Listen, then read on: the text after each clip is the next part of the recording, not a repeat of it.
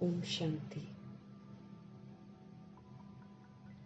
विश्व कल्याणकारी शिव पिता परमात्मा की हम सब संतानें मास्टर विश्व कल्याणकारी हैं। ऊंचा कर्तव्य है, इसलिए प्रभु हमें समझ देते हैं कि जो मैं स्वमान आपको देता हूँ उसको याद रखो, और फिर जैसा स्वमान है वैसा ही फिर कर्तव्य करने की हमें स्मृति रहेगी, क्योंकि उसी प्रमाण कर्तव्य करके हमें विश्व कल्याणकारी बनना है। तो मीठे परमात्मा, हम आत्माओं को समझ देते हैं कि हम आत्माएं सहयोगी आत्माएं हैं। हम विश्व परिवर्तन करने वाले विश्व परिवर्तक हैं। स्व परिवर्तन करके हमको विश्व परिवर्तन का कार्य करना है। तो इतना बड़ा कार्य है, इसलिए हम सदा ये याद रखेंगे कि मेरे साथ स्वयं ऑलमाइटी गॉड फादर हैं, कंबाइंड हैं, हम अकेले नहीं हैं। हम सब को प्रभु ने जगाया है, तो हम सब जगे हुए दीपक हैं।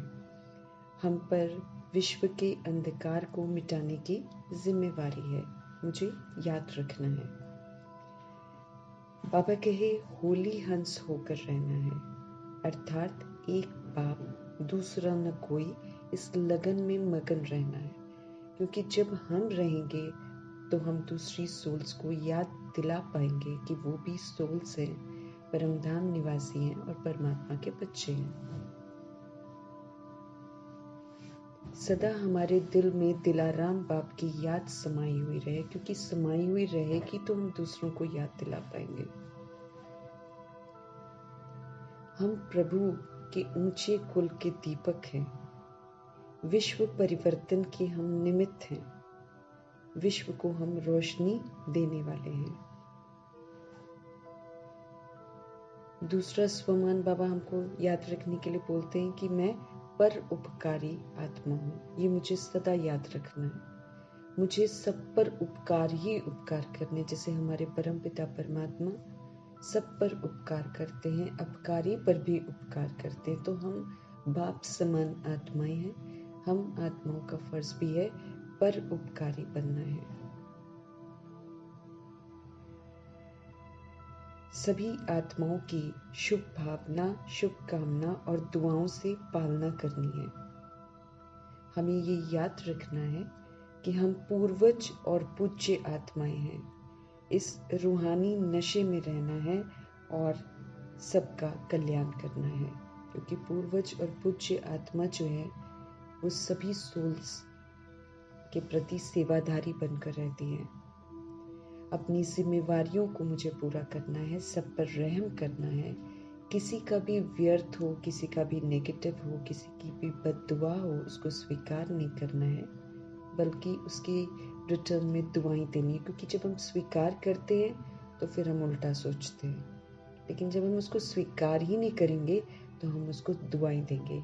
इस विधि से मुझे दूसरों की नेगेटिविटी से खुद को सेफ रखना है, साथ में उस आत्मा को भी सेफ करना है। उसका भी पाप जो हो रहा है वो खत्म करना है, क्योंकि जब मैं स्वीकार नहीं करूंगी उसका पाप नहीं बनेगा। अगर मैं स्वीकार कर लेती हूँ तो फिर उसका पाप बन जाता है। तो मुझे खुद भी सेफ रहना है, और अभी जो विस्मृत आत्माएं हम आत्मा को नेगेटिव देती हैं उसको भी सेफ रखना है। आत्मा आत्मा बाई बाई का फर्ज निभाना है। सभी आत्माओं को आत्मा रूप में ही देखना है। उनके ओरिजिनल संस्कार को देखना है। वर्तमान दैहिक स्वरूप में वो क्या कर रहे हैं उसको नहीं देखना है। तो देखेंगे नहीं तो फिर उसी प्रमाण हम रिएक्ट नहीं करेंगे, फिर हमारे सामने कोई विघ्न नहीं आएगा। हमारे पुरुषार्थ की स्पीड कभी स्लो नहीं होगी, नहीं तो पुरुषार्थ हमारा स्लो हो जाता है। अपना फर्ज मुझे याद रखना है कि मुझे सिर्फ और सिर्फ शुभ भावना, शुभकामना और दुआएं देनी है, और सभी को देनी है, एक समान देनी है। तो कल्याणकारी परमपिता परमात्मा के हम सब कल्याणकारी बच्चे हैं। आत्मा रूप में ही हम ये कल्याण कर सकते हैं। अगर हम देह समझेंगे तो हम कभी भी कल्याणकारी नहीं बन सकते हैं। तो पुनः आत्मा बनकर निराकार परमपिता परमात्मा के महावाक्यों को हम उन्हीं से सुनेंगे, उन्हीं से समझेंगे और समझकर हम धारण करेंगे। और प्रभु के जो इतने सारे बच्चे हैं जो द्वापर युग और कलयुग में आए हैं, जो बिल्कुल विस्मृत है, उन सभी सोल्स के लिए भी प्रभु के ये अनमोल सुंदर से महावाक्य, सुकून पहुंचाने वाले महावाक्य हम समर्पित करेंगे। उन आत्माओं में भी जागृति जरूर आएगी, क्योंकि ये प्रभु के महावाक्य जो है ये कभी भी ऐसा नहीं होता कि इसका इफेक्ट नहीं पड़ता है, जरूर पड़ता है। तो हम सभी सोल्स के लिए समर्पित करेंगे। हर आत्मा जागे, हर आत्मा अपने स्वधर्म में लौटे, हर आत्मा देह भान देह अभिमान की बीमारी से, विकारों की बीमारी से स्वयं को मुक्त करे और मुक्त हो जाए। कर नहीं पाएगी लेकिन वो मुक्त हो जाए, परमात्म शक्तियों से वो मुक्त हो जाए। हम आत्माओं की दुआओं से वो लोग सब मुक्त हो जाएं। और साथ में प्रकृति और तत्वों के प्रति और वायुमंडल के प्रति जो हमारी इतनी पालना करते हैं, जिसको हम लोगों ने अज्ञानतावश खराब कर दिया, अभी फिर से हम सभी सोल्स प्रभु की ये प्यारे प्यारे से पवित्रता के सागर के महावाक्य प्रकृति, वायुमंडल और 5 तत्वों के प्रति भी समर्पित करते हैं। ये भी फिर से समर्थ बने, शुद्ध बने और कल्याणकारी बने, क्योंकि अभी तो ये बेकायदे चल रहे हैं, क्योंकि हम सब बेकायदे चल रहे थे। अब हम कायदे से चलेंगे तो ये भी फिर शांत हो जाएंगे, क्योंकि आने वाले समय में इन्होंने फिर 2500 वर्ष हम आत्माओं की बहुत सुंदर पालना करनी है। तो ऐसी सुंदर पालना करने के लिए फिर हमको भी तो सेवा करनी है। तो हम आत्माएं सब कुछ इनके समर्पित भी करते हैं और देखते हैं। मीठे मीठे परमपिता परमात्मा, आप अभी अपने ज्ञान के भंडारे से कौन सी स्मृतियां हम आत्माओं को दिलाते हैं, ताकि हम भी उनकी तरह जागती ज्योत बन जाएं। मीठे मीठे परमपिता परमात्मा बोले, मीठे बच्चे, ये पुरुषोत्तम युग ही गीता का एपिसोड है। वो जो गीता 18 अध्याय किताबों में लिखा हुआ है वो नहीं है, वो तो काल्पनिक है। फिर से वो मनुष्यों की लिखी हुई है, वो यादगार है प्रभु की गीता का। बाबा ऐसे सुनाते हैं, इसमें से कुछ आटे में नमक जितनी कुछ बातें हैं जो उसमें मेंशन्ड है, लेकिन श्री कृष्ण को डालकर वो खंडित हो गई है और पूरा सत्य तो कोई बता भी नहीं सकता है। सच्ची गीता संगम युग में चलती है और प्रभु सुनाते हैं। मीठे बच्चे, ये पुरुषोत्तम युग जो चलता है 100 वर्ष का, यही गीता एपिसोड है।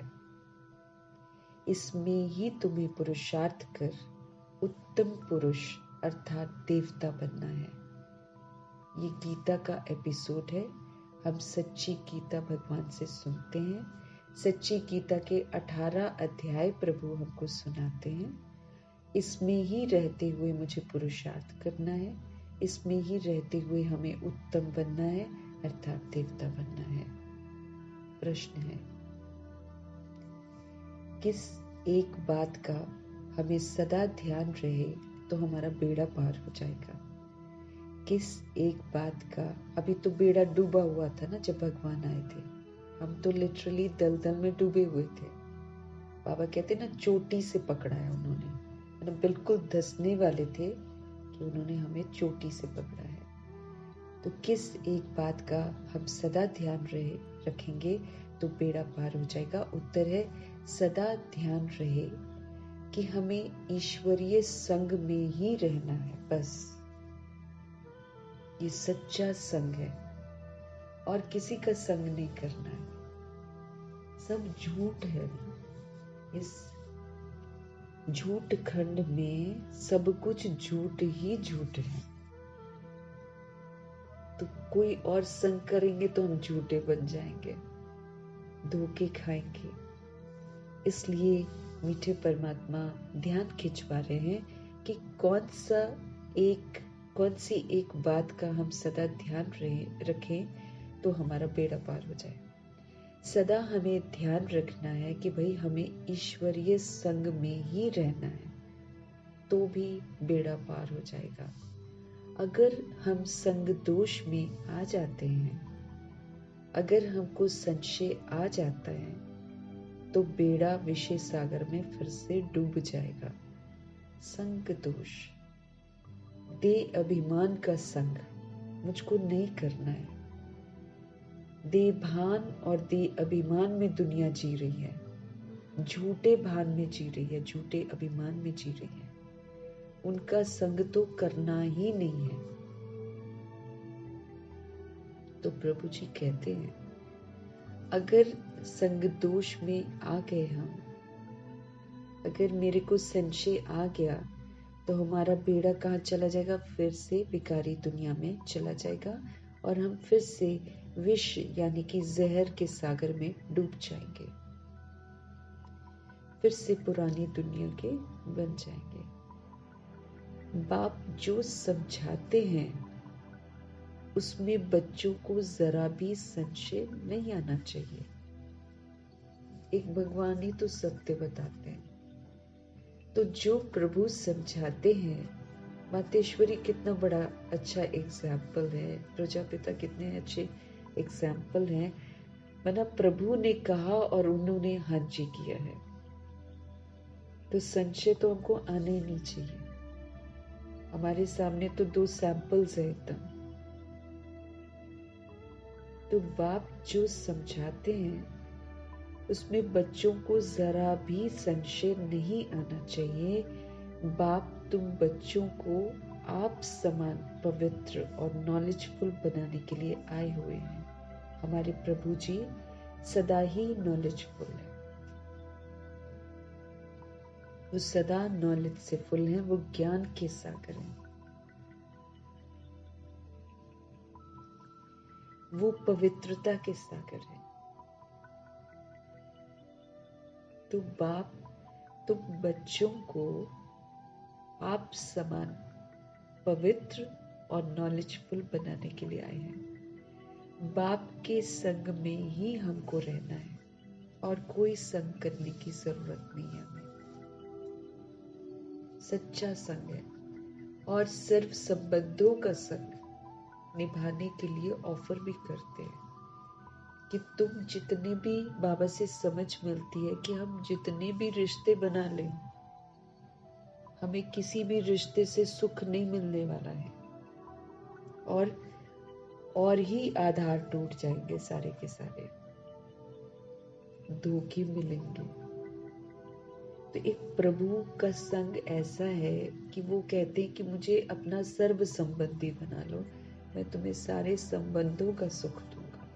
तुम्हें भटकने की लोड़ ही नहीं है, कहीं पर किसी के पास जाने की जरूरत ही नहीं है। कभी उसके पास, कभी उसके पास, वहां रिश्ता बनाते, वहां रिश्ता, दोस्त बनाते, सब कहीं से कुछ नहीं, सुकून नहीं मिलेगा ना, सब खाली है इस समय। तो प्रभु आप समान हम आत्माओं को पवित्र बनाने के लिए आए हैं और साथ में नॉलेज से फुल बनाने के लिए आए हैं, समझदार बनाने के लिए आए हैं। ओम शांति। भगवानुवाच।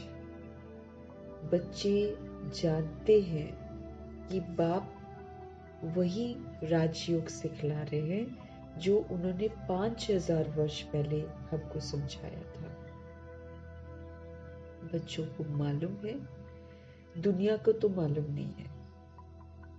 तो फिर पूछना चाहिए, गीता का भगवान कब आया? भगवान जो कहते हैं कि मैं राजयोग सिखलाकर तुमको राजाओं का राजा बनाता हूँ, वो गीता एपिसोड कब हुआ था? पूछना है ना, जो लिखते हैं गीता उनसे पूछना है, ये पूछना चाहिए। ये बात कोई भी नहीं जानते हैं। तुम अब प्रैक्टिकल में सुन रहे हो, हम सब प्रभु से प्रैक्टिकल में ये बातें सुन रहे हैं। गीता का एपिसोड होना भी चाहिए। महाभारत का युद्ध है, इतना विशाल युद्ध है, सारी दुनिया है इस युद्ध में, पूरा दुनिया कुरुक्षेत्र का मैदान है। वो तो छोटे से मैदान को दिखाकर और इतना बड़ा विवरण देते हैं सेना का कि उतनी तो जमीन नहीं है जहाँ खड़े हो जाएंगे वो। कुरुक्षेत्र का मैदान खामखा की कहानियां बना रखी है और लोगों को वहम में डाल रखा है कि वहाँ आवाजें आती हैं, वहाँ की रेत जो है वो लाल है, खून से सनी हुई है। वहीं पर जाकर लोग अंतिम जो भी क्रियाएं होती हैं कई लोग वहां पर जाकर करते हैं। कुरुक्षेत्र में भगवान आकर हमको समझ देते हैं कि पूरी दुनिया ही कुरुक्षेत्र का मैदान है, पूरी दुनिया ही लंका है जिसको आग लगनी है। और सभी इस समय रावण है, सबके अंदर काम क्रोध लोभ मोह अहंकार विराजमान है।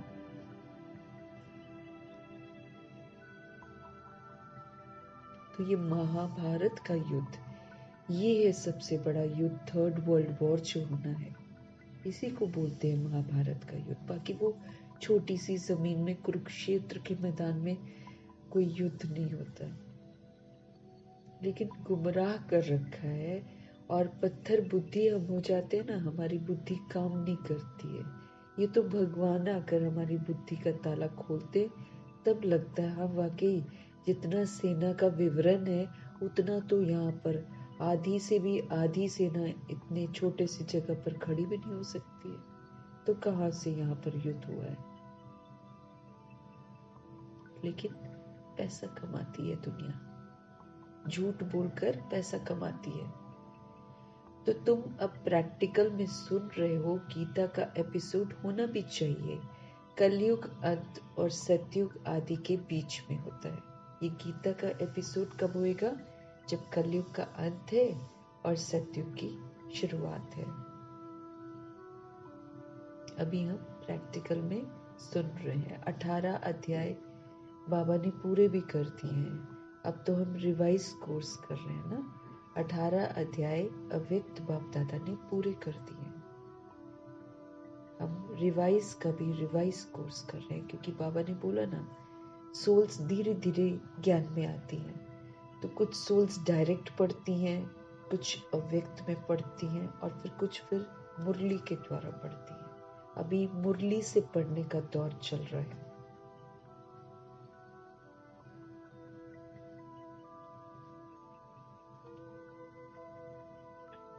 आदि सनातन देवी देवता धर्म की स्थापना करते हैं तो फिर जरूर संगम पर ही तो आएंगे ना।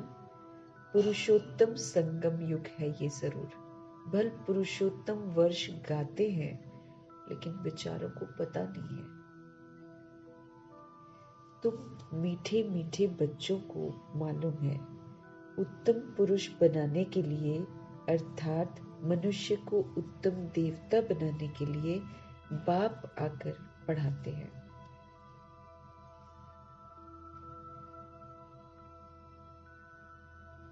तुम मीठे मीठे बच्चों को मालूम है, उत्तम पुरुष बनाने के लिए अर्थात मनुष्य को उत्तम देवता बनाने के लिए बाप आकर पढ़ाते हैं।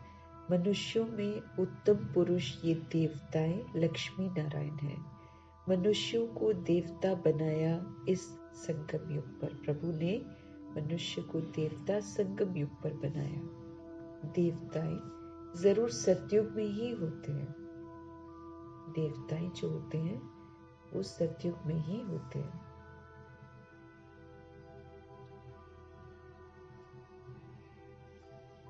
बाकी सब है कलयुग में।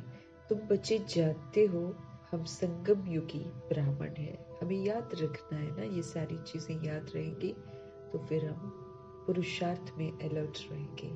हम सब संगम युगी ब्राह्मण है, प्रभु की हम रचना है। ये पक्का पक्का याद करना है, नहीं तो अपना कुल कभी किसको भूलता थोड़ी है। हमें अपना कुल भी तो याद रखना है। ईश्वरीय कुल है, ब्राह्मण कुल है ये। तो संगम युगी ब्राह्मण है हम, ये हमको पक्का पक्का याद करना है। क्योंकि अब हमारी हरकतें जो है वो पुरानी हरकतें नहीं होनी चाहिए। अब नया कुल है, नई मर्यादाएं हैं, तो हमारा जीने का तरीका नया हो गया। इसलिए अपने कुल को कभी नहीं भूलना है। ये उच्चतम कुल है। हम प्रभु के साथ पाठ बजा रहे हैं।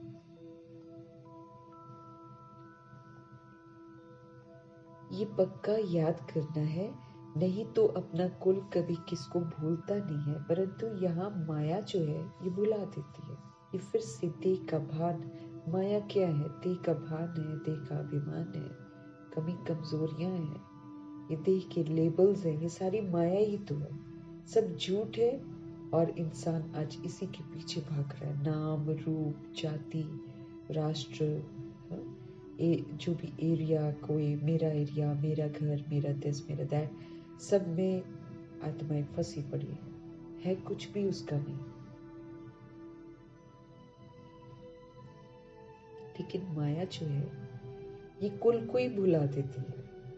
हम ब्राह्मण कुल के हैं, फिर देवता कुल के बनते हैं। अगर ये याद रहे तो बहुत खुशी रहेगी, नहीं तो ये वायुमंडल जो इस समय है बड़ा दुखदाई है।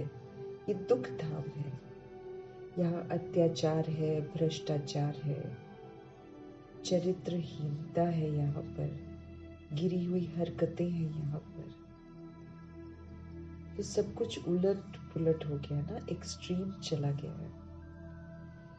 ऐसे वायुमंडल में रहते हुए अगर मुझे खुश रहना है तो स्मृतियां जो बाबा हमको दिलाते हैं वो मेरे साथ रहनी चाहिए हमेशा। हम सब ब्राह्मण कुल के हैं और फिर हम देवता कुल के बनते हैं।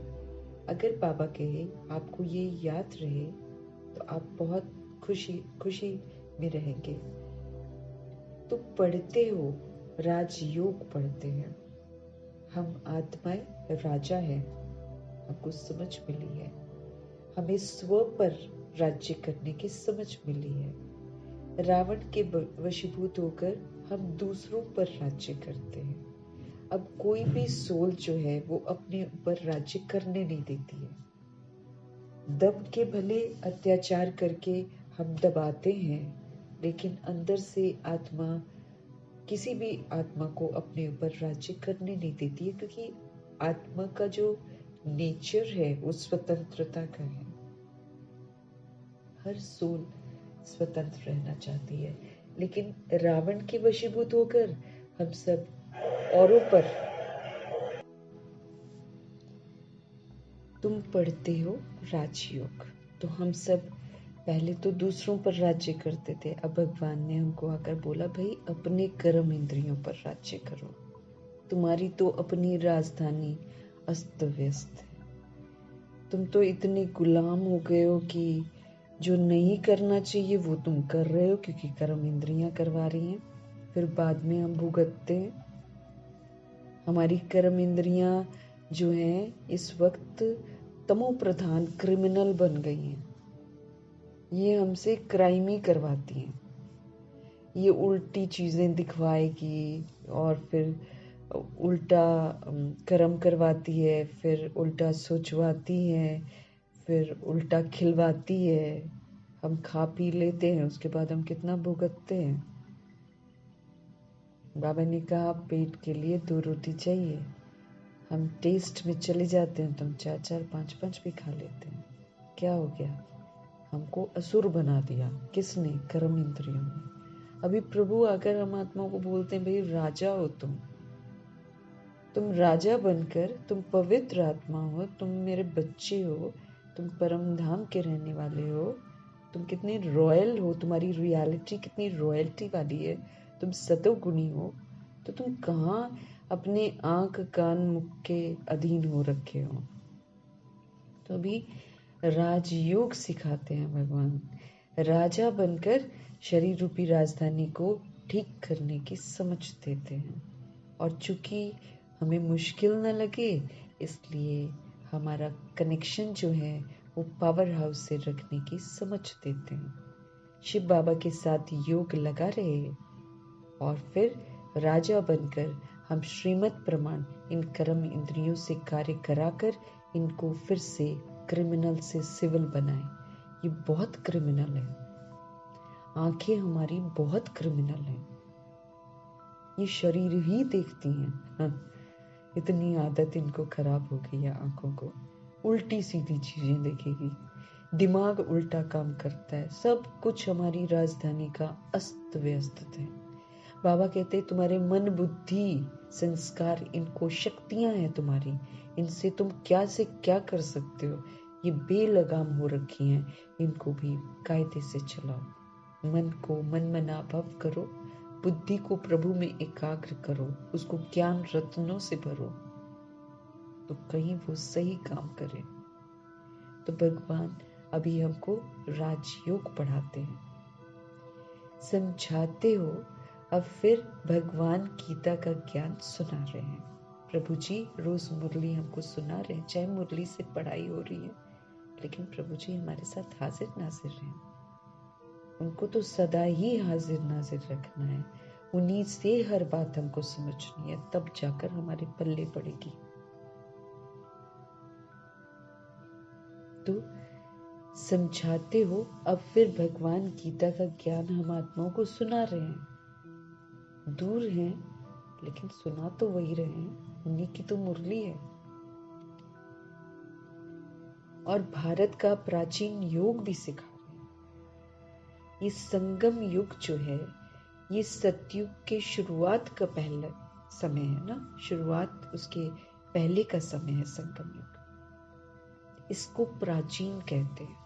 जब प्रभु जी आते हैं और हम आत्माओं को योग सिखाते, ये है प्राचीन योग। दुनिया वाले नहीं जानते हैं, इसीलिए वो स्थूल योग सिखाते हैं, और सारे फॉरेनर्स आते हैं, खूब पैसा कमाते हैं वो लोग।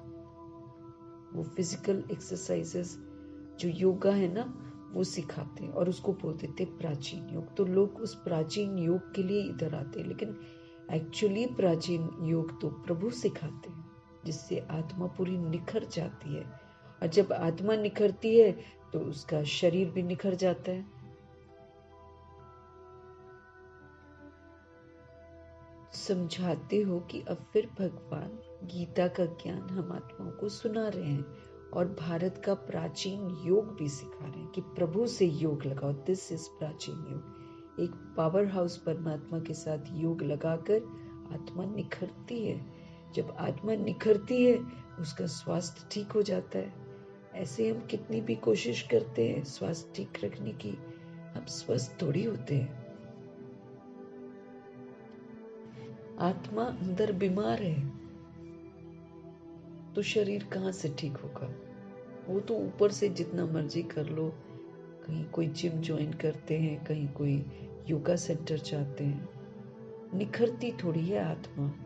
इसलिए शरीर भी ठीक नहीं होता है, पूरा निरोगी नहीं बनता है।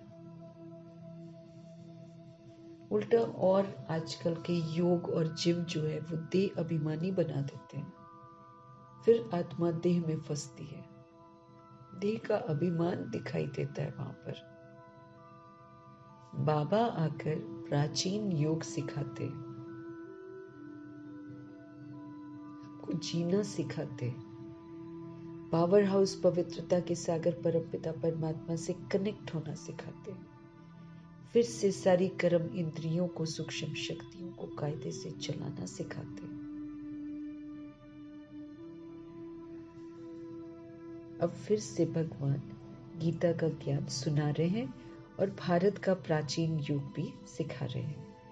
हम मनुष्य से देवता बन रहे हैं। इस योग से, इस राजयोग की पढ़ाई से राजाई घराने का बनाते, जो स्वराज्य अधिकारी यहाँ पर सोल बन जाती है, अपने ऊपर राज्य करने में कामयाब हो जाती है, वो प्रभाव मुक्त रहती है। और जो प्रभाव मुक्त रहता है वही राजा है।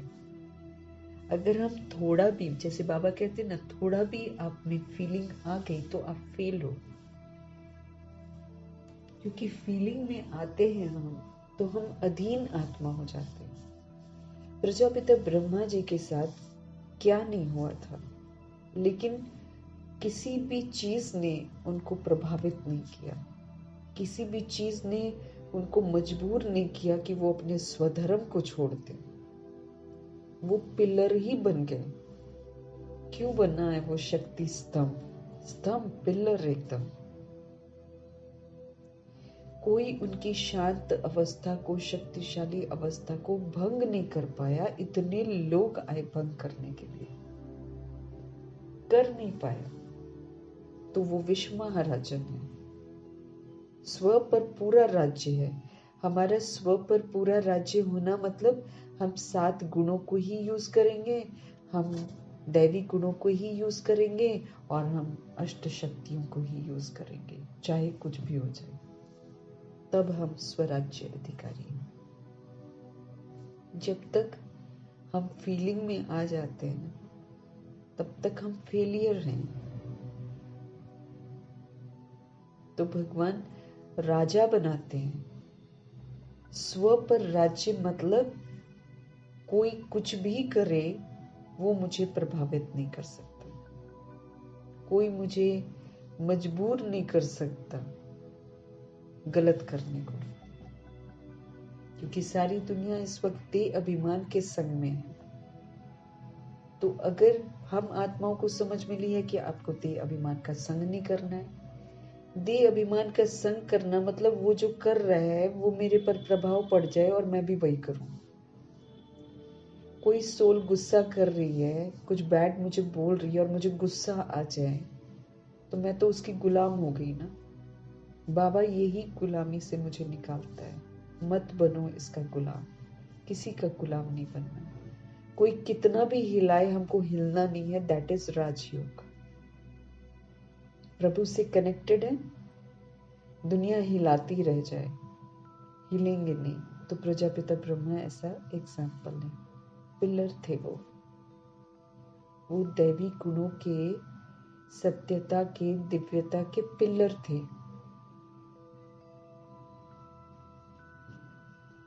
कोई उनको हिला नहीं पाया, कोई भी कामयाब नहीं हुआ उन्हें उनके स्वधर्म से विस्मृत करने में। हम अगर किसी के गुस्सा करने से गुस्सा करते हैं तो वो तो कामयाब हो गया है। उसका देह अभिमान का संग जो है उसने मुझे विस्मृत कर दिया। मुझे प्रभु स्मृति दिला रहे हैं, आप शांत हो। लेकिन किसी सोल ने मुझे विस्मृत करके अशांत कर दिया। तो हम क्या बन गए? हम गुलाम बन गए, हम प्रजा बन गए। बाबा हमको राजा बनाता है। तो राजा मीन्स स्व पर इतना जबरदस्त राज्य कि कोई कुछ भी कर जाए दुनिया में, बद से बदतर क्यों न कर जाए, मेरे साथ ही क्यों न कर जाए, मुझे ही क्यों न धोखा दे जाए, मेरी अवस्था हिले ना, उसका प्रभाव ही न पड़े मुझ पर। ऐसा राजा बना रहे हैं भगवान, क्योंकि प्रभाव मुक्त आत्मा ही राजा है। कोई भी चीज आकर्षित न करे और कोई भी चीज को देखकर विकर्षण न हो, न अट्रैक्शन न रिपल्शन। वो है राजा।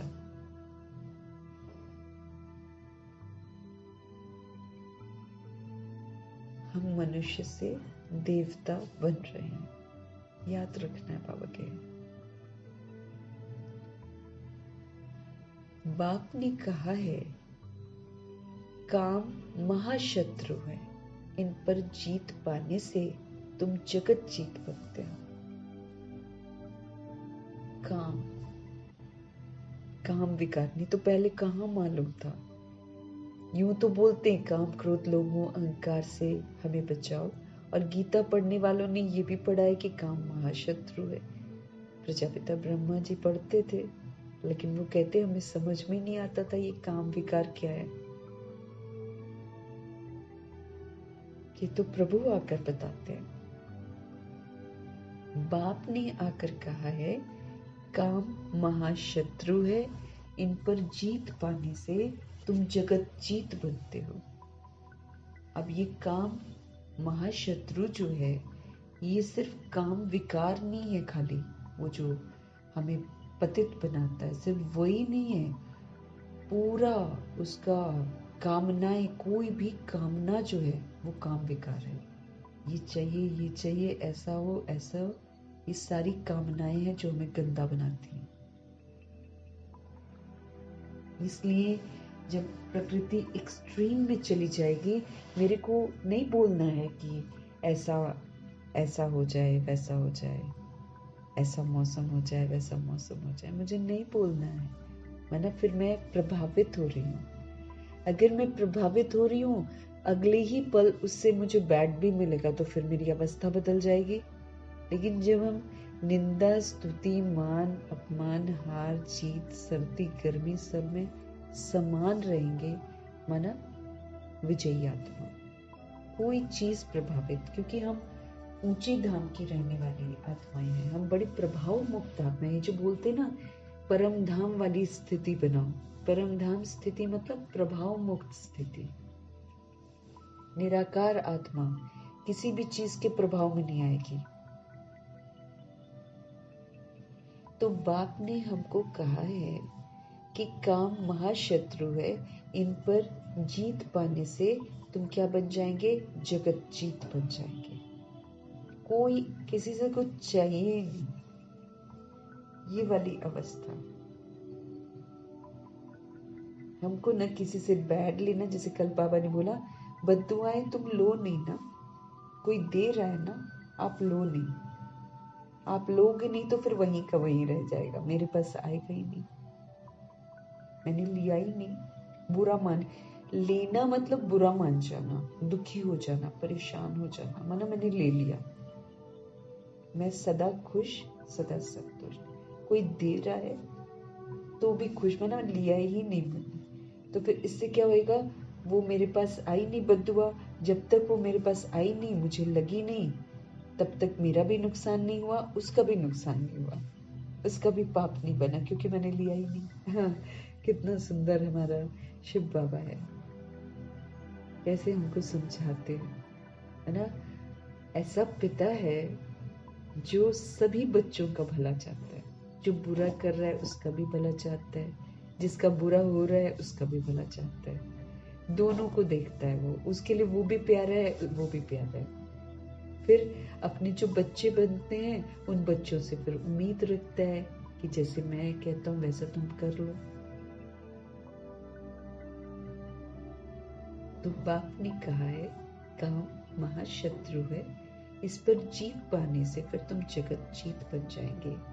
अब प्रजापिता ब्रह्मा ने किसी को प्रजा थोड़ी बनाया, वो तो सबको बच्चा बच्चा बच्चा बच्चा इतना प्यार से पालना करते थे, रिगार्ड रखते थे, सबको आगे रखते थे, प्रजा थोड़ी बना रहे थे वो।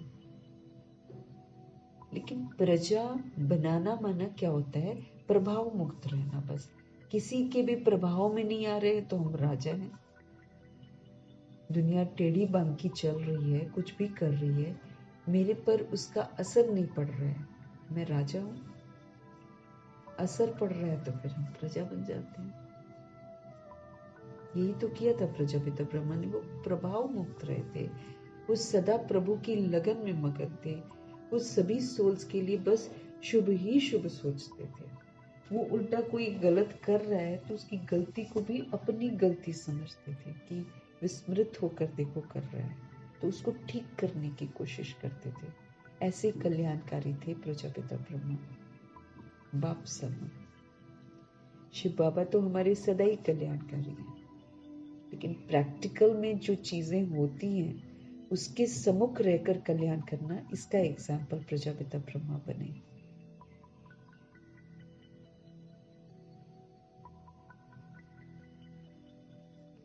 तो जगत जीत बन गए।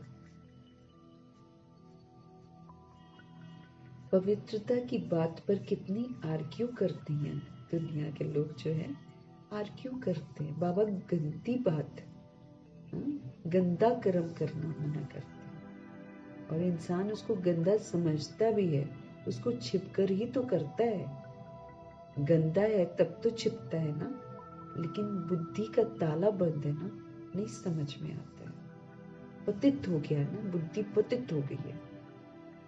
उसके लिए तो वो लोग सेलिब्रेशन करते हैं, कर्जे लेते हैं, कितना बाबा के कितना शादमाना करते हैं वो लोग, कितना ज्यादा खर्चा आजकल तो।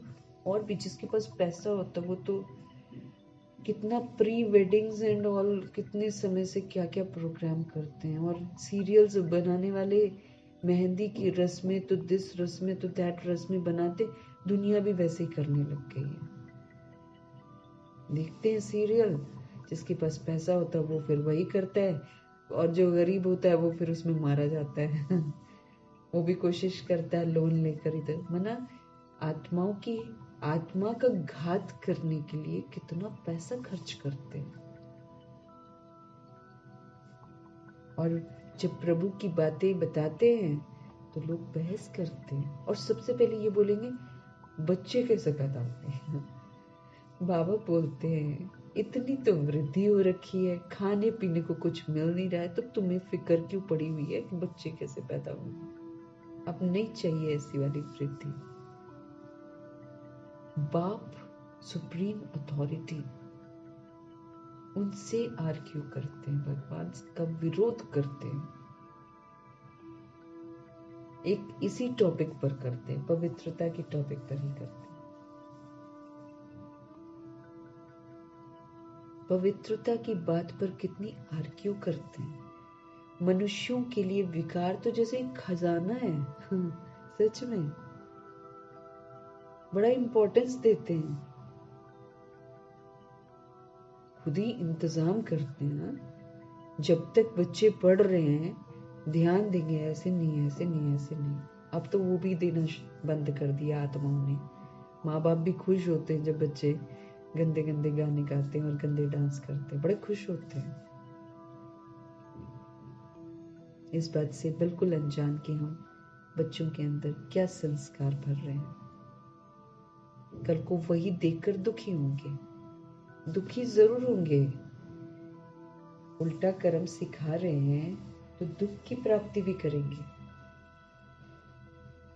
तो बाबा समझ दे रहे हैं कि अब तो ऐसा हो गया है कि मनुष्य के लिए ये काम विकार एक खजाना बन गया है, इसके लिए धूमधाम मचाते हैं। पहले जब शादी नहीं होती है तो उसको गलत समझते हैं कि नहीं ऐसा नहीं होना चाहिए। आजकल का तो नहीं मालूम, लेकिन पहले तो ऐसे ही समझते थे। और फिर उसी के लिए पूरा सेलिब्रेट करते हैं, इंतजाम करते हैं, रिश्ते जोड़ते हैं, सब कुछ करते हैं।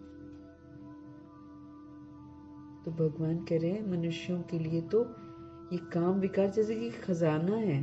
आर्ग्यू करते हैं, भगवान का विरोध करते हैं। शुरू का टाइम इसका सबूत है। प्रजापिता ब्रह्मा जी के पीछे तो सारी दुनिया ही पड़ गई थी। ये तो शिव बाबा है जो साथ देते थे कि भाई तुम यहाँ से जाओ, पुलिस आ रही है। बाबा खुद ही उनको रात भर घुमाते ही रहते थे, कभी वहां कभी वहां कभी वहां। पुलिस ढूंढती रहती थी और प्रजापिता ब्रह्मा को वो लोग पकड़ नहीं पाते थे। ये भी अद्भुत ड्रामा चला है शुरू में।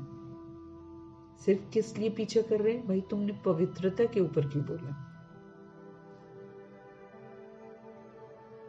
लौकिक बाप से ये वर्षा मिला हुआ है। बालक बनते हैं तो पहले पहले बाप का ये वर्षा मिलता है। शादी करवाते हैं ना वो लोग, यही तो वर्षा देते हैं। सबसे पहला शरीर का बाप जैसे लड़की पैदा हुई नहीं पैसा जमा करना शुरू। किस चीज के लिए पैसा जमा कर रहे हैं? उसको अपवित्र बनाने के लिए, उसके आत्मा का घात करने के लिए। इस बात से अनजान है। लौकिक बाप से ये विकार का वर्षा मिला हुआ है स्पेशल, और अगर नहीं होता है दुनिया भर की बातें सुनाते हैं बच्चे को भी। बालक बनते हैं तो पहले पहले बाप का ये वर्षा मिलता है। शादी बर्बादी कराते हैं। अब हमको समझ में आता है ना, पहले नहीं मालूम था हम लोगों को। अभी सच में लगता है कि शादी से क्या होता है, आत्मा की शक्ति घटती है। वो जितना विकार में जाती है उतनी उसकी शक्तियां घटती चली जाती हैं, और वो बीमार होती है, कष्ट होते हैं। ये जो आज का बुढ़ापा है ये अपने आप में एक सबूत है। क्यों ऐसा बुढ़ापा होता है? क्योंकि विकार में जाते हैं।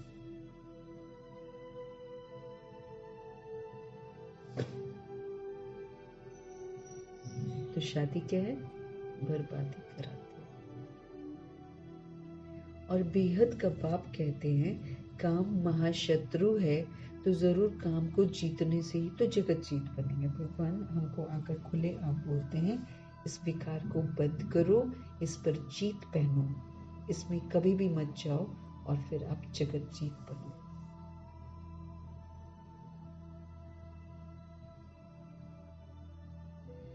बाप जरूर संगम पर ही आए होंगे।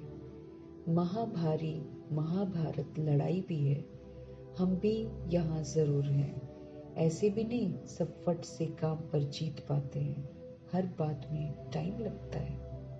मुख्य बात बच्चे यही लिखते हैं कि बाबा हम विषय वैतरणी नदी में गिर गए, तो जरूर कोई ऑर्डिनेंस है ना।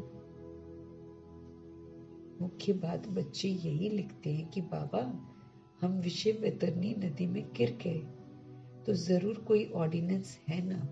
बाप का फरमान है, ऑर्डिनेंस मीन्स फरमान। बाप का फरमान है काम को जीतने से ही तुम जगत जीत बनेंगे, ऐसे नहीं जगत जीत बनकर फिर विकार में जाते होंगे। जगत जीत ये लक्ष्मी नारायण है, इनको कहा जाता है संपूर्ण निर्विकारी, विकार का अंश भी नहीं है। देवताओं को सब निर्विकारी कहते हैं, जिसको तुम राम राज्य कहते हो, वो है वाइसलेस वर्ल्ड, एक भी विकार नहीं है, संपूर्ण निर्विकारी दुनिया है वो, खूबसूरत दुनिया है वो। अभी कलयुग ये तो विशिष्ट वर्ल्ड है, जहर जहर विकार का जहर जबरदस्त है, और अब तो खुलेआम है। एक समय तो लोग रोते थे, है ना, शादियां होती थी तो रो कर जाती थी, और अब तो हंसते हैं, डांस करते हैं। हाँ, सारे लोग हैं। बाबा से समझ मिलती है तो फिर लगता है कि कितना हम बेसमझ बन गए हैं। ऊपर से आई हुई आत्माएं, पवित्रता के सागर के बच्चे, देह के भान और अभिमान में कितने गिर गए हैं। ये है विशियस वर्ल्ड, ये अपवित्र गृहस्थ आश्रम है। अभी अपवित्रता है यहाँ पर, कभी ये पवित्र हुआ करता था। बाबा ने समझाया है तुम पवित्र गृहस्थ आश्रम के थे, अब 84 जन्म लेते लेते अपवित्र बने हो। 84 जन्मों की ये कहानी है। नई दुनिया जरूर ऐसी वाइसलेस होनी चाहिए। भगवान जो पवित्रता का सागर है वही तो स्थापना करते हैं, फिर रावण राज्य भी जरूर आना है। नाम ही है राम राज्य और रावण का राज्य। रावण राज्य माना ही आसुरी राज्य, असुरों का राज्य है। इस समय सभी सोल्स के सुर बिगड़े हुए हैं, सब में काम क्रोध लोभ मोह अहंकार आ गया है। अभी तुम आसुरी राज्य में बैठे हो, हम सभी असुरों के राज्य में बैठे हैं। ये लक्ष्मी नारायण दैवी राज्य की निशानियां हैं कि माना इनको देखकर ये समझ में आता है कि कभी दैवी राज्य हुआ करता था। तुम बच्चे प्रभात फेरी आदि निकालते हो, प्रभात सवेरे को कहा जाता है। उस समय मनुष्य सोए रहते हैं, इसलिए देरी से निकालते हैं। प्रदर्शनी भी अच्छी तब हो जब वहां सेंटर भी हो, जहां आकर फिर समझे कि हाँ काम महाशत्रु है। इन पर जीत पाने से जगत जीत बनेगी। माना प्रदर्शनी है, साथ में सेंटर भी है। लक्ष्मी ना नहीं तो कभी कभी क्या होता है ना, कहीं कहीं प्रदर्शनी लगाते हैं, सेंटर वहां पर होता नहीं, फिर लोग आते भी नहीं है, सुनकर चले जाते हैं। लेकिन पास ही होगा तो कोई जिज्ञासु होगा तो वो डेफिनेटली उसमें जाएगा, क्योंकि पास में है, यहाँ पर कोर्स कराया जा रहा है और यहाँ पर बताया जा रहा है कि आप इंटरेस्टेड हैं तो आप यहाँ पर आकर फर्दर पढ़ाई पढ़ सकते हैं।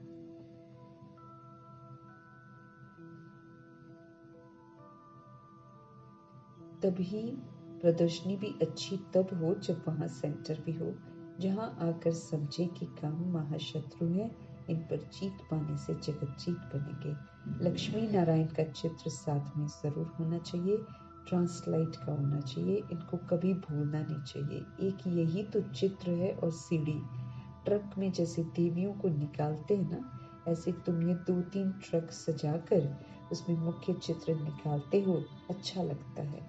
दिन प्रतिदिन चित्रों की वृद्धि भी होती जाती है। तुम्हारा ज्ञान जो है ये वृद्धि को पाता रहता है। बच्चों की भी वृद्धि होती जाती है, उसमें गरीब साहूकार सभी आ जाते हैं। शिव बाबा का भंडारा भरता जाता है। जो भंडारा भरते हैं उनको वहां रिटर्न में कई गुना मिल जाता है।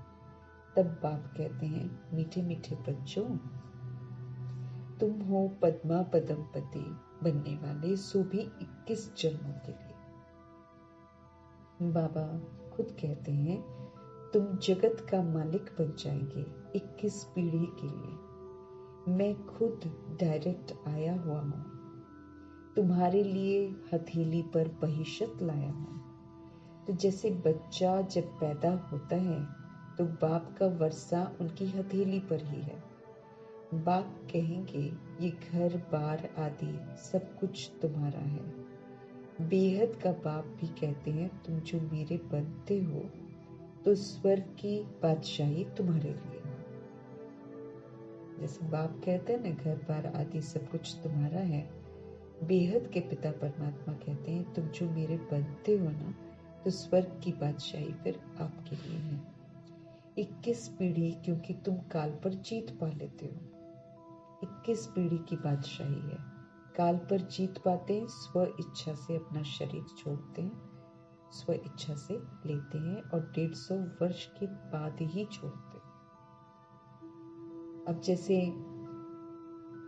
अभी तो कोई पता नहीं होता हम कितनी बार शरीर लेते हैं और अचानक फिर छूट जाते हैं, लेकिन वहां ऐसा नहीं होता। तो अभी हम संगम युग पर निर्भय बनते हैं। इस नॉलेज से हम निर्भय बनते हैं। और निर्भय कब बनते हैं? जब हर तरह का वैर जो है उसको खत्म करते हैं हम अपने अंदर से।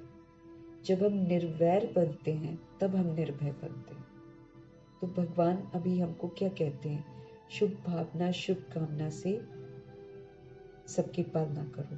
तो इस विधि से जब हम पालना करते हैं तो हमारा वैर जो है सभी सोल्स के साथ, किसी सोल के साथ वैर होता ही है, वो सारा वैर जो है वो खत्म हो जाता है। जब हमारा वैर खत्म हो जाता है, हम अच्छा पाठ बचाते हैं, फिर हमको डर नहीं लगता।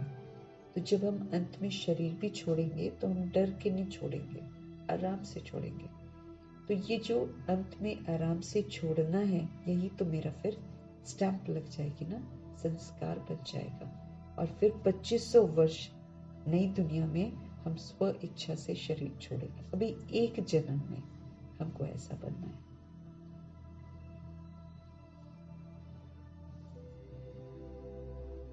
हम अभी काल पर जीत पहनते, समझ से सारे हिसाब किताब चुकतू करके, सबकी दुआओं से पालना करके, सारे मतभेद मिटाकर, नाम रूप के लेबल सारे मिटाकर हम क्या करते हैं? हम काल पर जीत पहनते हैं। जब भी बॉडी छोड़ेंगे डरेंगे नहीं।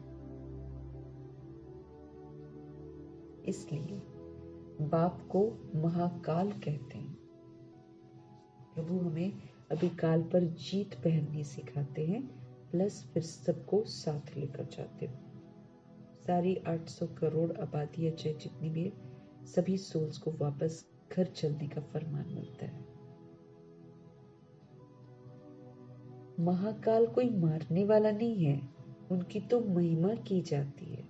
समझते हैं भगवान ने यमदूत भेजकर मंगा लिया। बाबा ऐसे काम नहीं करते, ऐसी कोई बात ही नहीं है। ये सब भक्ति मार्ग की बातें हैं। बाप कहते हैं, मैं कालों का काल हूँ। पहाड़ी लोग महाकाल को भी बहुत मानते हैं, महाकाल के मंदिर भी हैं, ऐसे झंडियां लगा देते हैं। तो बाप बैठ बच्चों को समझाते हैं, ये भी समझते हो कि राइट बात है। बाप को याद करने से ही हमारे जन्म जन्मांतर के विक्रम जो हैं वो भस्म होंगे। हमने बहुत कर रखे हैं, लेकिन एक सत्य परमात्मा, पवित्रता के सागर परमात्मा की याद में रहते हैं, तो फिर हमसे कोई पाप कर्म नहीं होता। और जब पाप कर्म नहीं होता तो फिर जन्म जन्मांतर के हमारे जो विक्रम है वो भस्म हो जाते हैं। जब हम बाप की याद में रहते हैं तो देह अभिमान नहीं होता, देह का भान नहीं होता, तो जन्म जन्मांतर के मेरे पाप भस्म हो जाते हैं। तो बाप को याद करने से ही जन्म जन्मांतर के विक्रम भस्म होते हैं, तो उसका प्रचार करना चाहिए। कुंभ के मेले आदि बहुत लगते हैं, स्नान करने का भी बहुत महत्व बताया है। अब तुम बच्चों को ये ज्ञान अमृत मिलता है, हमको ज्ञान स्नान करना है। हम आत्माओं को ये ज्ञान अमृत 5000 वर्ष के बाद मिलता है। वास्तव में इसका अमृत नाम है नहीं, पापा कहे वास्तव में इसका अमृत नाम है नहीं, ये तो पढ़ाई है। ये सब है भक्ति मार्ग के नाम, अमृत, ज्ञान जल। बाबा कहे ये भक्ति मार्ग के नाम है। अमृत नाम सुनकर फिर चित्रों में पानी दिखा दिया है। बाप कहते हैं मैं तुमको राजयोग सिखलाता हूँ, पढ़ाई से ही ऊंच मर्तबा मिलता है, सो भी मैं पढ़ाता हूँ। भगवान का कोई ऐसा सजा हुआ रूप तो है नहीं, ये तो बाप इसमें आकर पढ़ाते हैं, पढ़ाकर फिर आत्माओं को आप समान बनाते हैं। खुद लक्ष्मी नारायण थोड़ी हैं जो आप समान बनाएंगे।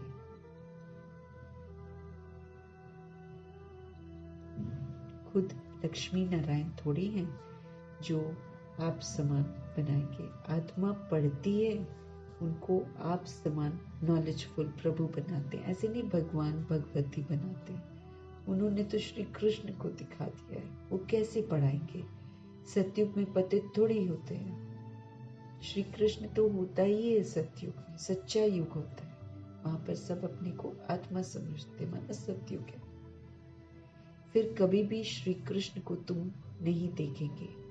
ड्रामा में हर एक के पुनर्जन्म का चित्र जो है बिल्कुल न्यारा होता है। कुदरत का बाबा के ड्रामा में हर एक का पुनर्जन्म का चित्र जो है वो बिल्कुल न्यारा होता है। कुदरत का ड्रामा है, बनी बनाई बन रही, अब कुछ बननी नहीं। बाप भी कहते हैं तुम हूबहू इस फीचर से इसी कपड़े में कल्प कल्प तुम ही पढ़ते आएंगे। तो 5000 वर्ष बाद हमारा शरीर रूपी कपड़ा यही होगा, हूबहू रिपीट होता है। आत्मा एक शरीर छोड़कर फिर दूसरा वही लेती है जो कल पहले लिया था। ड्रामा में कुछ फर्क नहीं पड़ सकता है, वो होती है हद की बातें, ये है बेहद की बातें। जो बेहद की बाप के सिवाय कोई समझा ही नहीं सकता, इसमें कोई संशय नहीं हो सकता है। निश्चय बुद्धि होकर फिर कोई न कोई संशय में आ जाती हैं आत्माएं। संग लग जाता है बाहर का, ईश्वरीय संग चलता चले तो पार हो जाएंगे। संग छोड़ा तो फिर बाबा स्पष्ट करते हैं कि फिर से विषय सागर में डूब पड़ेंगे। एक तरफ है खीर सागर, दूसरी तरफ है विषय सागर। ज्ञान अमृत भी कहते हैं। बाप है ज्ञान सागर, उनकी महिमा भी है। जो उनकी महिमा है वो लक्ष्मी नारायण को नहीं दे सकते हैं। बाप है पवित्रता का सागर। भल वो देवताएं सतयुग त्रेता में पवित्र हैं, परंतु सदैव के लिए तो नहीं रहते ना, फिर भी आधा कल्प के बाद गिरते हैं। आप कहते हैं मैं आकर सबकी सदगति करता हूँ, सदगति दाता मैं एक ही हूँ। तुम सदगति में जाते हो, फिर ये बातें ही नहीं होती। सतयुग में गए, सारी बातें खत्म। अब तुम बच्चे सम्मुख बैठे हो, तुम भी शिव बाबा से पढ़कर टीचर बने हो। मुख्य प्रिंसिपल वो है। तुम आते भी उनके पास हो, कहते हैं हम शिव बाबा के पास आए हैं। अरे वो तो निराकार है। हाँ, वो आते हैं इनके तन में, इसलिए कहते हैं बाप दादा के पास जाते हैं। ये बाबा है उनका रथ, प्रजापिता ब्रह्मा, जिस उनको रथ घोड़ा अश्व भी कहते हैं। इस पर भी एक कथा है, दक्ष प्रजापिता ने यज्ञ रचा। कहानी लिख दी है, परंतु ऐसा तो है नहीं। अब के दक्ष प्रजापिता ने यज्ञ रचा, ऐसा कहानी लिख दी है, परंतु ऐसा तो है नहीं। सारी दंत कथाएं लिख लिख कर लुभाते हैं सबको। शिव भगवान उवाच, मैं तब आता हूँ जब भारत में बिल्कुल ही धर्म की ग्लानि हो जाती है। गीतावादी भल कहते हैं यदा यदा ही धर्मस्य, वो गाते रहते परंतु अर्थ नहीं समझते। तुम्हारा ये बहुत छोटा सा झाड़ है, इनको तूफान भी लगते हैं। नया झाड़ है ना, फिर ये फाउंडेशन भी है। इतने अनेक धर्मों के बीच में एक आदि सनातन देवी देवता धर्म का सैपलिंग लगाते हैं। कितनी मेहनत है। औरों को मेहनत नहीं लगती, वो तो ऊपर से आते रहते हैं। यहाँ तो जो सतयुग त्रेता में आने वाले हैं उन्हों की आत्माएं बैठकर पढ़ती हैं। जो पवित्र हैं उनको पावन देवता बनाने के लिए बाप बैठकर पढ़ाते हैं। गीता तो ये भी बहुत पढ़ते थे प्रजापिता ब्रह्मा। जैसे अब आत्माओं को याद कर दृष्टि दी जाती है तो पाप कट जाए। भक्ति मार्ग में फिर गीता के आगे जल रखकर बैठकर पढ़ते हैं। समझते हैं पितरों का उद्धार होगा, इसलिए पितरों को याद करते हैं। भक्ति में गीता का बहुत मान रखते हैं। अरे बाबा, कोई कम भगत था क्या? बाबा बोल रहे हैं भक्ति में गीता का बहुत मान रखते थे। पितरों को याद करना है ना। अरे बाबा, कोई कम भगत था क्या? प्रजापिता ब्रह्मा नंबर 1 भगत थे, तो ये कोई कम भगत था क्या? रामायण आदि सब पढ़ते थे। रामायण आदि सब पढ़ते थे, बहुत खुशी होती थी, लेकिन वो सब अब पास्ट हो गया।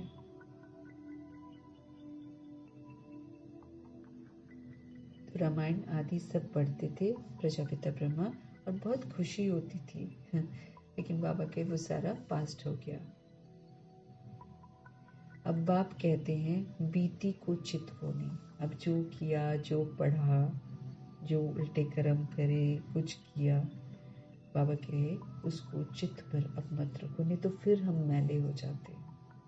इसलिए भगवान कहते जो बीत गया ना उसको चित्त पर मत रखो, बुद्धि से सब निकाल दो। ड्रामा था, हो गया, खत्म। उसको उसका चिंतन करके फिर उससे हम उसको जीते हैं, फिर अपना नुकसान करते हैं। बाबा ने स्थापना, विनाश और राजधानी का साक्षात्कार कराया तो वो पक्का हो गया। प्रजापिता ब्रह्मा को राजधानी का साक्षात्कार कराया, विनाश का कराया, स्थापना का कराया, वो उनको बिल्कुल पक्का हो गया था।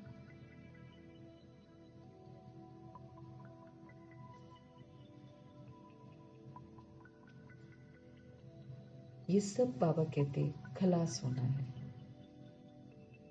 ये पता नहीं था, बाबा ने समझा ये सब होगा।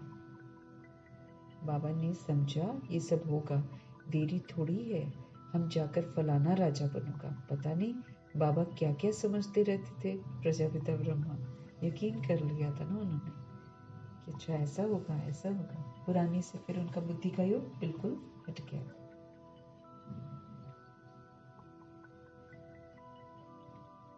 पता नहीं बाबा क्या क्या समझते रहते थे। तुम बच्चे जानते हो बाबा की प्रवेशता कैसे हुई? ये बातें मनुष्य नहीं जानते। ब्रह्मा विष्णु शंकर का नाम तो लेते हैं, परंतु इन तीनों में से भगवान किस में प्रवेश करते हैं अर्थ ही नहीं जानते। ब्रह्मा विष्णु शंकर, विष्णु का नाम लेते हैं, ब्रह्मा विष्णु शंकर का नाम लेते हैं, परंतु ये जो तीनों हैं इनमें से भगवान किस में प्रवेश करते हैं अर्थ नहीं जानते। वो लोग विष्णु का नाम लेते हैं, अब वो तो हैं देवता, वो कैसे पढ़ाएंगे? बाबा खुद बतलाते हैं मैं इनमें प्रवेश करता हूँ, इसलिए दिखाया है ब्रह्मा के द्वारा स्थापना, वो पालना और वो विनाश। ये बड़ी समझने की बातें। भगवान वाच, मैं तुमको राजयोग सिखलाता हूँ। वो भगवान कब आया जो राजयोग सिखलाया और राजाई मर्तबा दिलाया? ये अभी तुम समझते हो। 84 जन्मों का राज भी समझाया है, पूज्य पुजारी का भी समझाया है। विश्व में शांति का राज्य इन लक्ष्मी नारायण का था ना, जो सारी दुनिया चाहती है। तो जब लक्ष्मी नारायण का राज्य था तो उस समय सब शांति धाम में थे। अब हम श्रीमत पर ये कार्य कर रहे हैं। अनेक बार हमने किया है और करते रहेंगे, ये भी जानते हैं। कोटों में कोई निकलेगा, देवी देवता धर्म वालों को ही टच होगा। भारत की ही तो बात है। जो स्कूल के होंगे वो निकल रहे हैं और निकलते रहेंगे। जैसे तुम निकले हो वैसे और प्रजा भी बनती रहेगी। जो अच्छा पढ़ते हैं वो अच्छा मर्तबा पाते हैं। मुख्य है ज्ञान और योग। योग के लिए भी बाबा कहे, योग के लिए भी ज्ञान चाहिए, क्योंकि जब तक हमको समझ मिलती नहीं है कैसे प्यार जागेगा, कैसे कनेक्शन होगा। इसलिए ज्ञान भी मस्ट है। योग कैसे लगे प्रभु के साथ ना, उसके लिए फिर बाबा कहते ज्ञान चाहिए। फिर पावर हाउस के साथ योग चाहिए। योग से मेरे विक्रम विनाश होंगे और हम हेल्दी वेल्दी बनेंगे, पास विद ऑनर भी होंगे। बाबा कहे योग से फिर क्या होएगा, ज्ञान से हमारा योग का कनेक्शन ज़्यादा अच्छा होएगा। फिर उसके बाद बाबा बोले कि फिर पावर हाउस के साथ योग चाहिए। योग से फिर विक्रम विनाश होंगे और फिर हम सब क्या बन जाएंगे, हेल्दी वेल्दी बन जाएंगे, पास विद ऑनर भी बन जाएंगे। अच्छा, मीठे मीठे सिकिलिते बच्चों प्रति बाप दादा का याद प्यार और गुड मॉर्निंग। रूहानी बाप की रूहानी बच्चों को नमस्ते।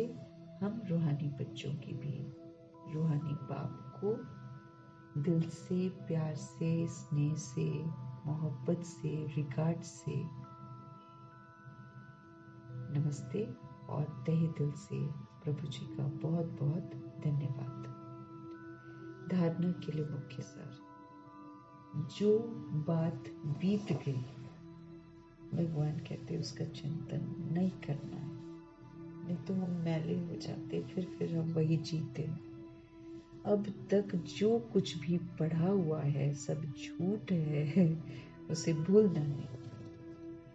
एक बाप से अब मुझे सुनना है और अपने ब्राह्मण कुल को सदा याद रखना कि मैं आत्मा इस समय ब्राह्मण कुल की हूँ।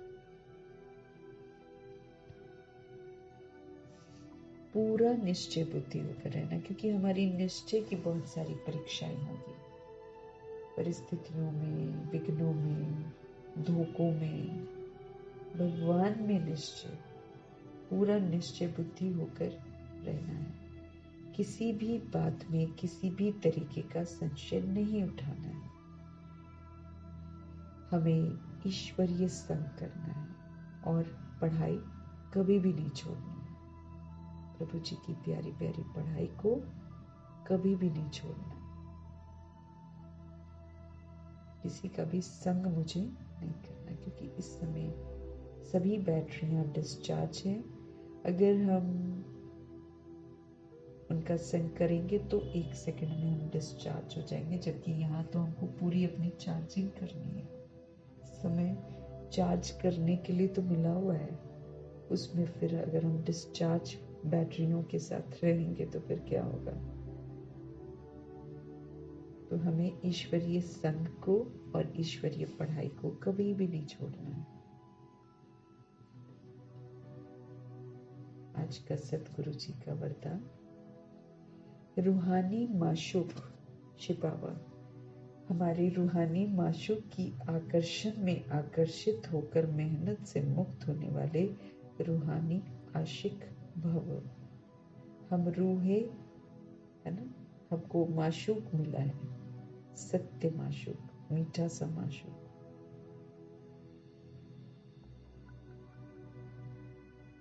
तो उनकी आकर्षण में मुझे रहना है। दुनियावी आकर्षण में नहीं रहना है, लेकिन हम रूहों के जो माशूक हैं उनकी आकर्षण में आकर्षित होकर, तो रूहानी माशूक की आकर्षण में आकर्षित होकर मेहनत से मुक्त होने वाले रूहानी आशिक भाव। मैं आत्मा व रूहानी आशिक किसके साथ आशिकी है? रूहानी माशूक के साथ। कितना ना अहो सौभाग्य है भगवान को, बिलवड भगवान को अपना बनाकर फिर उनके साथ आशिकी करना, सच्ची आशिकी। तो रूहानी माशूक से हमें आकर्षित होना है तो सारी मेहनत से छूट जाएंगे। माशूक जो हैं अपने खोए हुए आशिकों को देखकर खुश होते हैं। हम सारे खोए हुए आशिक थे, तो जब हम मिलते हैं तो माशूक जी बड़े खुश होते हैं। रूहानी आकर्षण से आकर्षित हो अपने सच्चे माशूक को जान लिया, पा लिया, यथार्थ ठिकाने पर पहुंच गए। बाबा कहे माशूक जो है अपने खोए हुए आशिकों को देखकर खुश होते हैं। रूहानी आकर्षण से आकर्षित होकर अपने सच्चे माशूक को हमने जान लिया, हमने उन्हें पा लिया, यथार्थ ठिकाने पर हम पहुंच गए। जब ऐसी आशिक आत्माएं इस मोहब्बत की लकीर के अंदर पहुंचती हैं तो अनेक प्रकार की मेहनत से छूट जाती है, क्योंकि यहाँ ज्ञान सागर के स्नेह की लहरें, शक्ति की लहरें, गुणों की लहरें सदा के लिए रिफ्रेश कर देती हैं। यहाँ ज्ञान सागर के स्नेह की लहरें, उनकी शक्तियों की लहरें सदा के लिए रिफ्रेश कर देती हैं।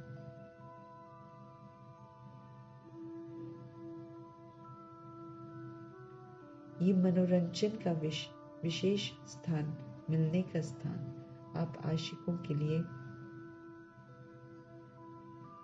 बाबा कहे ये जो मनोरंजन का विशेष स्थान, मिलने का स्थान आप आशिकों के लिए माशूक ने बनाया है।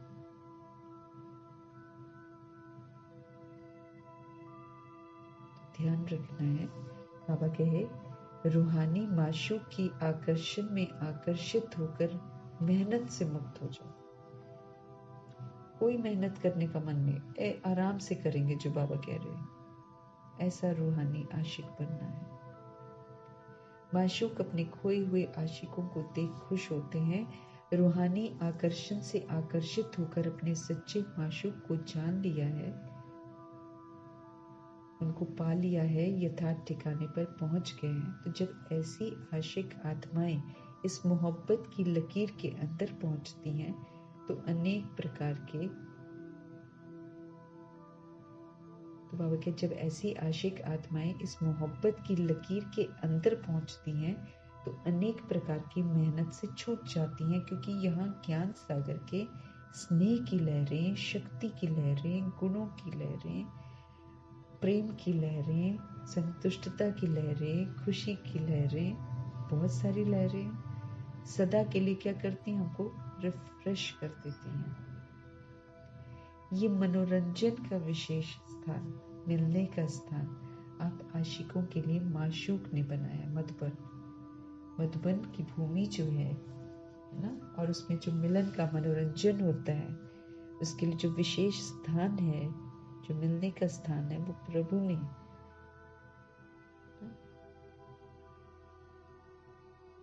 तो आप मिलने का स्थान है, आप आशिकों के लिए माशूक नहीं तो बनाया है, शिव बाबा ने बनवाया।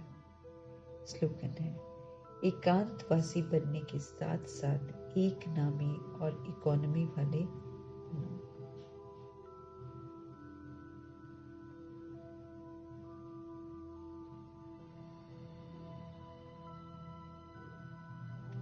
बाबा कहे एकांतवासी, हमको एकांतवासी बने, एक के अंत में, एक शिव पिता परमात्मा, निराकार परम पिता परमात्मा के अंत में उनकी याद में रहना।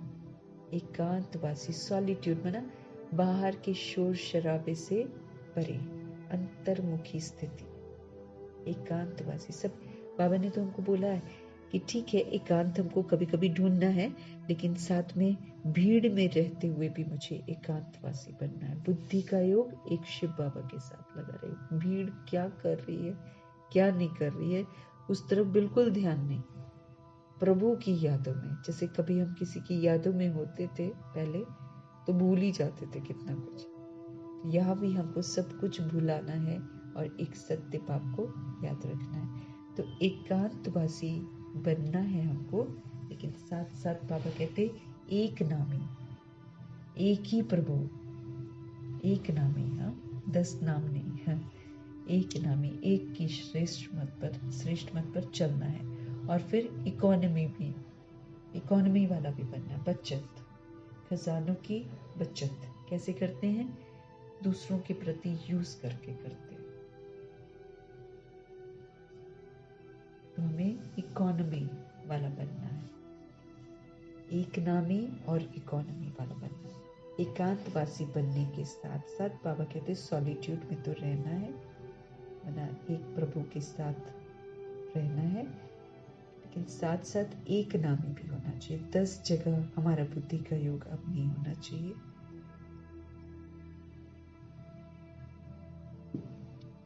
एक नामी, और फिर साथ में समय, श्वास, संकल्प, बोल, कर्म,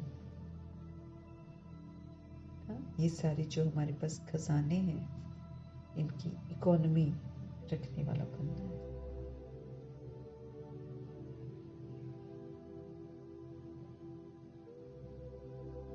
तो एकांतवासी बनने के साथ साथ मीठे मीठे परमपिता परमात्मा हमको कहते हैं एक नामी, ओनली वन, एक बाप दूसरा ना कोई। इसका सबूत देना है।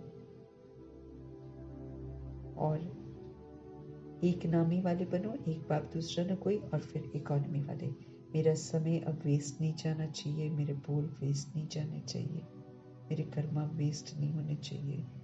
हर सोल जो आते जाते संबंध संपर्क में आती है, हर किसी को सत्यता के वाइब्रेशंस देने हैं।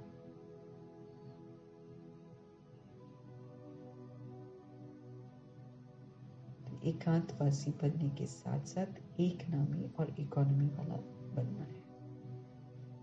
एक बाप दूसरा न कोई, और अपने जो खजाने हैं वो विश्व कल्याण के कार्य में लगाने हैं और जमा करने हैं। अगर हम करते हैं तो इकोनॉमी है। और सदा समर्थ, सदा शुभ, सदा सकारात्मक, सदा कल्याणकारी सोचना है। इसके अतिरिक्त कुछ और सोचना ही नहीं।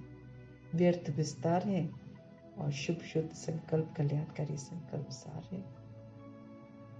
इसमें स्थिर हो गए तो इकोनॉमी कर रहे हैं। तो मीठे मीठे परमपिता परमात्मा का धन्यवाद करेंगे। शिव पिता परमात्मा का धन्यवाद, ब्रह्मा माँ का धन्यवाद, जगदम्बा माँ का धन्यवाद, एडवांस पार्टी की सारी सोल्स का धन्यवाद।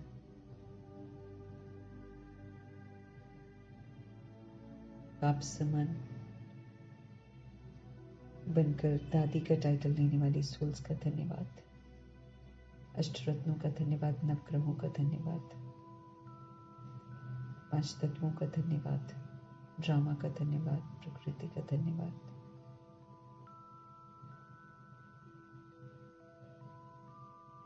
करोड़ों की आबादी का धन्यवाद, साधनों का धन्यवाद, साधन बनाने वालों का धन्यवाद, साथ में रहने वाली सोल्स का धन्यवाद, अन्य आत्माएं जो हमारा मददगार बनती हैं, जिनकी हम कीमत अदा नहीं कर सकते हैं, सारी सोल्स का धन्यवाद। खजानों को हम तक पहुंचाती हैं सोल्स, उन सोल्स का धन्यवाद।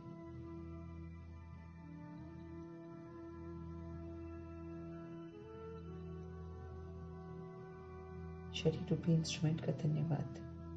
ड्रामा में मुझे जो कुछ भी मिलता है, जो कुछ भी मैं यूज करती हूँ, उन सभी चीजों का धन्यवाद।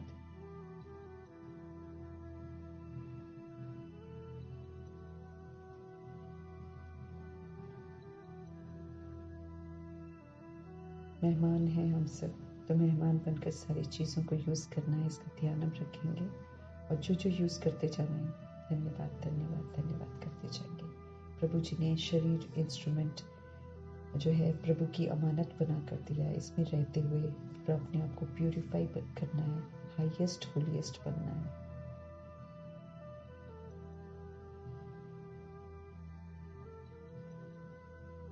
कि और किसी बारे में हमको नहीं सोचना है। शुक्रिया ज़रूर करना है सब चीज़ों का। हर आत्मा हमारे लिए अच्छा करके ही जाती है। आत्माओं का भी धन्यवाद, धन्यवाद, धन्यवाद। सब हमें विश्व कल्याणकारी बनाती है, क्योंकि अगर हम किसी के प्रभाव में नहीं आते क्या बन जाएंगे? विश्व कल्याणकारी, राजा आत्मा बन जाएंगे। इसलिए हर सोल अच्छी है। बाबा ने बोला ना, उसकी ओरिजिनलिटी को देखो, हर सोल अच्छी है।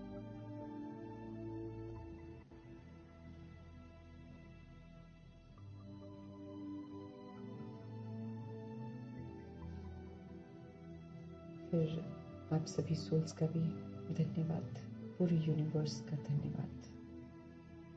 शुक्रिया, शुक्रिया, शुक्रिया। परमपिता परमात्मा का धन्यवाद करते हुए ओम शांति।